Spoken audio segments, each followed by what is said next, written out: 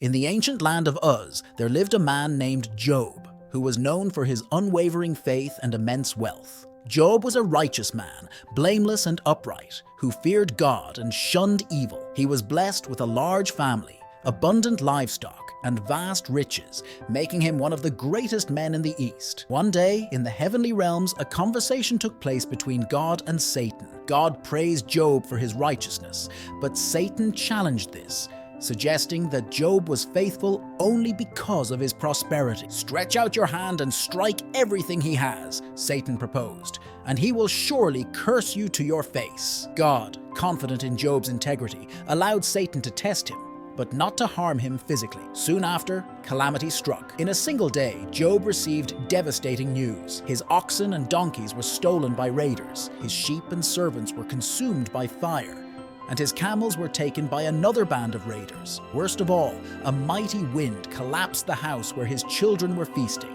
killing them all. In the face of such unimaginable loss, Job tore his robe, shaved his head, and fell to the ground in worship. He said, "Naked I came from my mother's womb, and naked I will depart. The Lord gave, and the Lord has taken away. May the name of the Lord be praised." Despite his profound grief, Job did not sin by blaming God. Satan, not satisfied, returned to God and argued that Job would curse God if his health were taken away. God permitted Satan to afflict Job with painful sores from the soles of his feet to the crown of his head. Job sat among the ashes, scraping his sores with a piece of broken pottery, yet he still did not curse God. Job's wife, witnessing his suffering, urged him to curse God and die. But Job replied, "You are talking like a foolish woman. Shall we accept good from God and not trouble?" In all this, Job did not sin in what he said. 3 of Job's friends, Eliphaz, Bildad, and Zophar, came to comfort him. For 7 days and nights they sat with him in silence,